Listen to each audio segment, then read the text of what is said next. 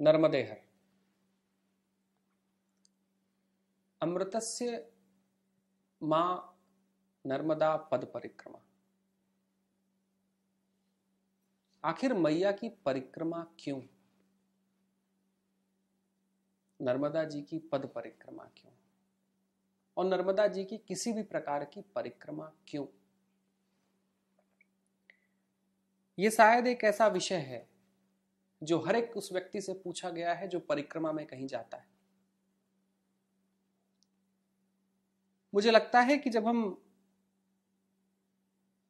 मैया के बारे में लिखा हुआ जो हमारा पौराणिक इतिहास है, हम जब उस इतिहास का अध्ययन करते हैं तो ये प्रश्न उस अध्ययन में भी दिखाई देता है। महत्वपूर्ण घटना है कि युधिष्ठिर बार बार पूछते हैं कि बताइए मैया का महत्व क्या और मैया की परिक्रमा क्या। जो युधिष्ठिर पूछते हैं वहीं से स्कंद पुराण का रेवाखंड निकल के आता है। असल में नर्मदा पुराण उस प्रश्न की और उस प्रश्न से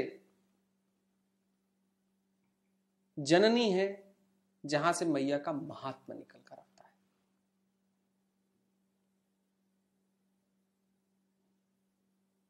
भारत की समस्त पवित्र नदियों में कहा जाता है कि गंगा जी का स्नान और नर्मदा जी का दर्शन ये एक ही मूल्य के हैं। मां शंकरी अपने दर्शन करने वालों को वही परिणाम देती है, वही पुण्य देती है, वही भाग्य देती है, वही लक्ष्मी देती है, वही वैभव देती है, वही संस्कार देती है और वही धर्म का दान देती है जो दान कहीं मां गंगा में नहाने के बाद मिलता है। असल में मैया की परिक्रमा क्यों, इस विषय को जानने के लिए हमें मैया के गर्भ में स्थापित भारत के सनातन शास्त्र को छूना पड़ेगा। अगर हम भारत के सनातन शास्त्र को नहीं छू पाएंगे और उस शास्त्र के दर्शन का हम अध्ययन नहीं कर पाएंगे और जान नहीं पाएंगे तो मैया की पद परिक्रमा के विषय में और मैया की परिक्रमा क्यों, इस विषय में हम जीवन का दर्शन प्रस्तुत नहीं कर पाएंगे। जब मैया इस देश में अवतरित हुई थी, इस राष्ट्र की धरा को उन्होंने चुना था अवतरित होने के लिए। और महत्वपूर्ण घटना है कि जहां की नदियों को पवित्र माना गया वहीं पर पवित्र नदियों ने जन्म लिया। ऐसा नहीं है कि मैया कहीं और नहीं अवतरित हो सकती थी, लेकिन मैया के अवतरण के लिए वो समाज भी चाहिए था जो मैया की धर्म की छत्ता को, जो मैया की आध्यात्म की छत्ता को और जो मैया के प्रणव इतिहास को समझ पाता। उस राष्ट्र में मैया ने जन्म लिया। मैया के जन्म लेने के बाद शायद भारतीय इतिहास का कोई भी ऐसा पुरुष नहीं है, पौराणिक इतिहास का कोई ऐसा पुरुष नहीं है जिस पुरुष ने आकर मैया के दोनों किनारों में से किसी किनारों में बैठकर परमात्मा की भक्ति का आशीष न लिया हो। चाहे वो रावण हो, चाहे वो राम हो, चाहे वो कृष्ण हो, चाहे वो युधिष्ठिर हो, चाहे वो मेघनाथ हो, चाहे वो नलोनील हो, चाहे वो कुबेर हो, चाहे वो गंधर्व हो, चाहे वो ऋषि और शास्त्रों के ज्ञाता हो, चाहे वो मुनि हो, चाहे वो साधक हो, चाहे एक सामान्य जन हो, वो चाहे यज्ञ हो, वो चाहे हवन हो, वो चाहे पूजा हो, चाहे वो प्रार्थना हो, कहीं वो तपस्या हो, शायद ही भारत के पौराणिक इतिहास का कोई ऐसा व्यक्ति रहा हो जिसने मैया के चरणों में आकर प्रार्थनाएं प्रस्तुत नहीं की। असल में मैया का अवतरण होना भारत के पौराणिक इतिहास की एक महत्वपूर्ण घटना है, क्योंकि मैया के अवतरित होने के कारण ही भारत का सारा पौराणिक इतिहास का जगत कहीं मैया के किनारों पर बैठकर मैया की स्तुति कर कर उन किनारों को पवित्र करता चला गया, पुण्य बनाता चला गया, जहां पर धर्म क्षेत्र स्थापित होते रहे।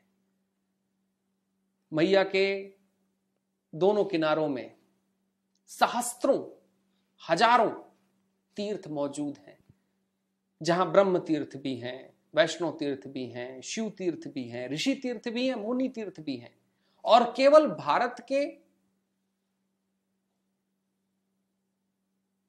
केवल तथाकथित उस समाज के नहीं है जिसका लेना देना कहीं सनातन पक्ष के साथ था। महत्वपूर्ण घटना है कि उन पक्षों का भी मैया के पास आना हुआ जिनका सनातन मूल्यों के प्रति कहीं कोई संस्कार नहीं था, लेकिन मैया ने उनको भी खींचा। एक बड़ी घटना है, और उस घटना से ही हम मैया की नर्मदा परिक्रमा के विषय को समझ पाएंगे कि पद परिक्रमा क्यों। एक बार भगवान राम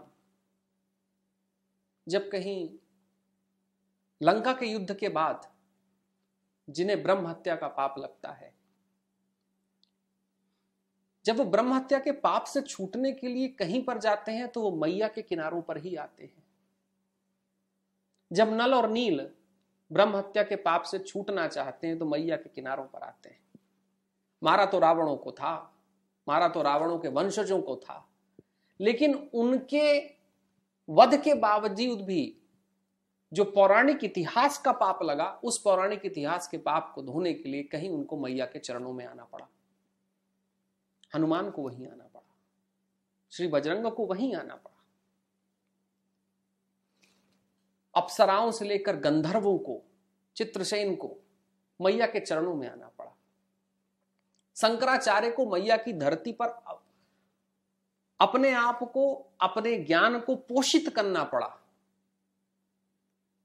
अगर शंकराचार्य जी को मैया के जल का पोषण और मैया के आशीष का प्रकट उदाहरण न मिला होता तो भारत के सारे अष्टक कहीं गौण हो जाते, कहीं भारत की सारी पूजा पद्धतियां कहीं गौण हो जाती। असल में घटना यह है कि मैया के दोनों किनारे उस पवित्रता और पुण्यता के साथ हैं जहां पर दिव्यता अपना जन्म लेती है, और जहां दिव्यता अपना जन्म लेती है उसकी परिक्रमा भारत करता रहा है। कुछ मंदिरों की परिक्रमा करते हैं, कुछ परिधियों की परिक्रमा करते हैं, लेकिन मैया की तो पूरी परिधि ही, पूरा क्षेत्र ही दैवीय है।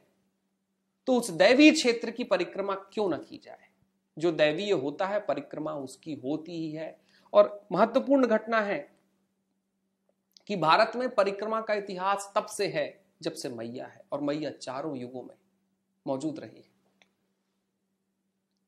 और ये केवल एक पंथ की बात नहीं है। शायद मैया की परिक्रमा भारत करता रहा है, इसलिए अनेक पंथों में परिक्रमा की परिभाषा उत्पन्न हुई। सारे पंथों ने परिक्रमा के उदय को माना। मैया की परिक्रमा इसलिए है कि मैया दैवीय है, मैया का क्षेत्र दैवीय है। उस हर एक क्षेत्र में कहीं ना कहीं किसी न किसी देव पुरुष ने यज्ञ किए हैं, हवन किए हैं, तपस्या की है, साधना की है।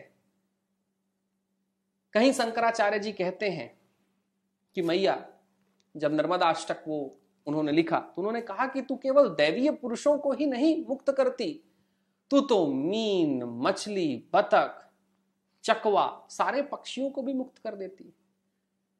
महत्वपूर्ण घटना है कि केवल मनुष्यों के लिए परिक्रमा नहीं है, यह जगत के सारे उस जीवन के लिए परिक्रमा है जहां जीवन है, और जिनके पास जीवन नहीं है उनको जीवन मिले, उस आस्था की भी परिक्रमा है। मैया की परिक्रमा इसलिए है क्योंकि हम देवगणों के साथ वापस दैवीय जीवन को स्वीकार कर सकें, उस दैवीय जीवन को हम निहार सकें, और उनकी दैवीयता लेकर हम कहीं समाज में दिव्यता को प्रकट कर सकें।